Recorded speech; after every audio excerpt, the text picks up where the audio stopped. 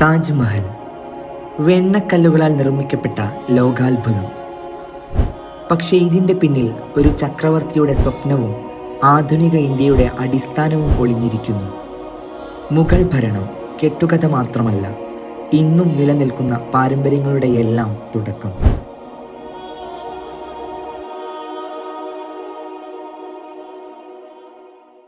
ലോക ചരിത്രത്തിലെ ഏറ്റവും വലിയതും സമ്പന്നവുമായ സാമ്രാജ്യങ്ങളിൽ ഒന്നായിരുന്ന മുഗൾ സാമ്രാജ്യത്തെക്കുറിച്ച് നിങ്ങൾക്കറിയാമോ? എന്താണ് മുഗൾ സാമ്രാജ്യം?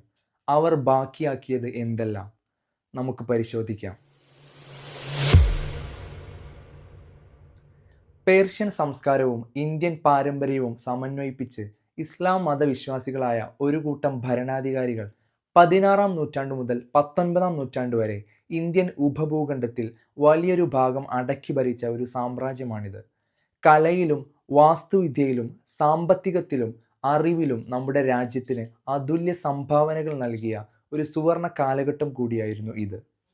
മുഗൾ സാമ്രാജ്യത്തിൻ്റെ കഥ തുടങ്ങുന്നത് 16-ാം നൂറ്റാണ്ടിൻ്റെ തുടക്കത്തിൽ മധ്യേഷ്യയിൽ നിന്നുള്ള ധീരനായ ഒരു യോദ്ധാവിൽ നിന്നാണ്. സഹീറുദ്ദീൻ മുഹമ്മദ് ബാബർ 1526-ൽ ചരിത്രപ്രസിദ്ധമായ ഒന്നാം പാനിപ്പത്ത് യുദ്ധത്തിൽ ബാബർ ഡൽഹി സുൽത്താനായിരുന്ന ഇബ്രാഹിം ലോധിയുടെ വലിയ സൈന്യത്തെ നേരിട്ടു. യൂറോപ്യൻ മാതൃകയിലുള്ള പീരങ്കികളും മികച്ച സൈനിക തന്ത്രങ്ങളും ഉപയോഗിച്ച് ബാബർ ലോധിയെ തോൽപ്പിച്ചു. ഈ നിർണായക വിജയത്തിലൂടെയാണ് ബാബർ ഡൽഹി പിടിച്ചെടുക്കുകയും ഇന്ത്യൻ മുഗൾ സാമ്രാജ്യത്തിന് ഔദ്യോഗികമായി തറക്കല്ലിടുകയും ചെയ്തത്.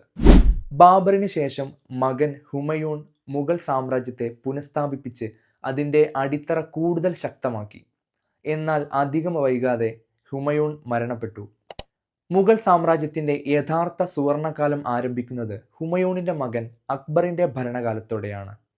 കേവലം 13 വയസ്സിൽ സിംഹാസനത്തിലേറിയ അക്ബർ മുഗൾ സാമ്രാജ്യത്തെ ഇന്ത്യയുടെ മിക്ക ഭാഗങ്ങളിലേക്കും വ്യാപിപ്പിച്ചു. 1556-ൽ രണ്ടാം പാനിപ്പത്ത് യുദ്ധത്തിൽ ശക്തനായ ഹേമുവിനെ തോൽപ്പിച്ച് തൻ്റെ സ്ഥാനമുറപ്പിച്ചു. അക്ബർ മികച്ച ഒരു സൈന്യാധിപൻ മാത്രമല്ല, മികച്ച ഭരണാധികാരിയും സാമൂഹ്യ പരിഷ്കർത്താവും കൂടിയായിരുന്നു. മതപരമായ സഹിഷ്ണുത അദ്ദേഹത്തിൻ്റെ ഭരണത്തിൻ്റെ മുഖമുദ്രയായിരുന്നു. മതങ്ങൾക്കിടയിലെ ഐക്യം വളർത്തുന്നതിനായി ദീനി ഇലാഹി സ്ഥാപിച്ചു. ജിസിയ പോലുള്ള നികുതികൾ നിർത്തലാക്കി. സാഹിത്യം, കല, വാസ്തുവിദ്യ എന്നിവ അദ്ദേഹത്തിൻ്റെ കാലത്ത് വലിയ വളർച്ച നേടി. ഫത്തേപൂർ സിക്രിയിലെ ബുലന്ദ് ദർവാസയും ദിവാനി ഖാസും അദ്ദേഹത്തിൻ്റെ കാഴ്ചപ്പാടുകൾക്ക് ഉദാഹരണമാണ്. അക്ബറിന് ശേഷം മകൻ ജഹാംഗീർ അധികാരത്തിലെത്തി. ചിത്രകലയിലും പൂന്തോട്ട നിർമ്മാണത്തിലും അദ്ദേഹത്തിന് അതീവ താല്പര്യമുണ്ടായിരുന്നു. നീതിക്കായി ചെങ്ങല, ചെയിൻ ഓഫ് ജസ്റ്റിസ് സ്ഥാപിച്ച ചക്രവർത്തി എന്ന നിലയിലും അദ്ദേഹം അറിയപ്പെട്ടു. ജഹാംഗീറിൻ്റെ ഭാര്യ നൂർജഹാൻ മുഗൾ ചരിത്രത്തിലെ ഏറ്റവും ശക്തരായ സ്ത്രീകളിൽ ഒരാളായിരുന്നു. സാമ്രാജ്യ കാര്യങ്ങളിൽ അവർ വലിയ സ്വാധീനം ചെലുത്തി. ജഹാംഗീറിൻ്റെ കാലത്ത് തന്നെ ബ്രിട്ടീഷ് ഈസ്റ്റ് ഇന്ത്യ കമ്പനി ആദ്യമായി ഇന്ത്യയിൽ കാൽ വെച്ചതു മുതൽ ചരിത്രം മാറി തുടങ്ങി. മുഗൾ വാസ്തുവിദ്യ അതിൻ്റെ ഉന്നതിയിൽ എത്തുന്നത് ജഹാംഗീറിൻ്റെ മകനായ ഷാജഹാൻ്റെ കാലത്താണ്. ലോകത്തിലെ 7 അത്ഭുതങ്ങളിൽ ഒന്നായ താജ്മഹൽ, ഡൽഹിയിലെ ചെങ്കോട്ട, ജുമാ മസ്ജിദ് എന്നിവയെല്ലാം അദ്ദേഹത്തിൻ്റെ കാലത്ത് നിർമ്മിച്ചതാണ്.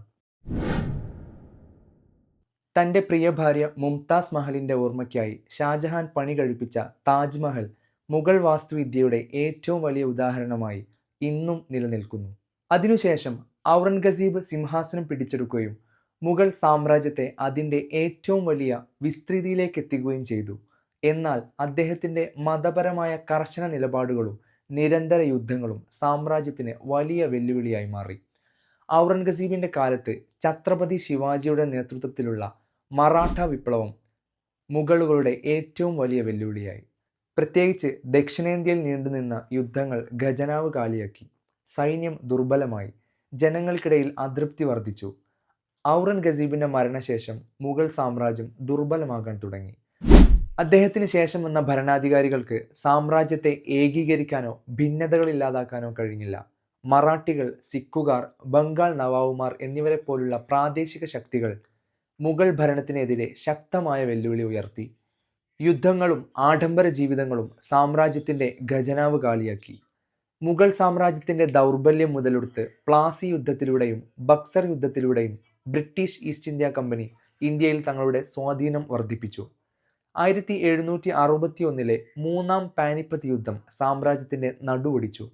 1857 ശിപ്പായി ലഹളയോടെ അവസാന മുഗൾ ചക്രവർത്തിയായിരുന്ന ബഹദൂർ ഷാ സഫറിനെ ബ്രിട്ടീഷുകാർ നാടുകടത്തി. അതോടെ മുഗൾ സാമ്രാജ്യം പൂർണ്ണമായും അവസാനിച്ചു. മുഗൾ സാമ്രാജ്യം ഓർമ്മയാകുമ്പോഴും അവരുടെ സംഭാവനകൾ ഇന്ത്യയുടെ മണ്ണിൽ മായാതെ നിലനിൽക്കുന്നു. താജ്മഹൽ, ചെങ്കോട്ട, ജുമാ മസ്ജിദ്, ഫത്തേപൂർ സിക്രി പോലുള്ള മനോഹരമായ നിർമ്മിതികൾ, മുഗൾ മിനിയേച്ചർ ചിത്രങ്ങൾ, പേർഷ്യൻ ഉറുദു ഭാഷകളുടെ വളർച്ച, ഹിന്ദുസ്ഥാനി സംഗീതത്തിലും ഉറുദു കാവ്യശൈലികളിലും മുഗൾ സംസ്കാരത്തിന് വലിയ സ്വാധീനമുണ്ടായിരുന്നു. അവരുടെ നികുതി പിരിവ്, സൈനിക നീതിന്യായ സംവിധാനങ്ങൾ ബ്രിട്ടീഷുകാർക്ക് പോലും മാതൃകയായി. മുഗൾ പാചക രീതികൾ ഇന്ത്യൻ ഭക്ഷണ സംസ്കാരത്തിൻ്റെ അഭിവാജ്യ ഘടകമാണ്. ഹിന്ദി, ഉറുദു ഭാഷകളുടെ വികാസത്തിൽ മുഗൾ സ്വാധീനം വളരെ വലുതായിരുന്നു. മുഗൾ സാമ്രാജ്യം വെറുമൊരു ഭരണകാലഘട്ടം മാത്രമായിരുന്നില്ല, മറിച്ച് ഇന്ത്യയുടെ ചരിത്രത്തിലും സംസ്കാരത്തിലും അതുല്യമായ ഒരു പാട് അവശേഷിപ്പിച്ച വലിയ ശക്തിയായിരുന്നു. അവരുടെ ഉയർച്ചയും താഴ്ചയും അധികാരം എന്നതിൻ്റെ ക്ഷണികതയും ഒരു ജനതയുടെ സാംസ്കാരിക പാരമ്പര്യത്തിൽ ഒരു സാമ്രാജ്യത്തിന് എത്രത്തോളം സ്വാധീനം ചെലുത്താൻ കഴിയുമെന്ന് നമ്മളെ പഠിപ്പിക്കുന്നു.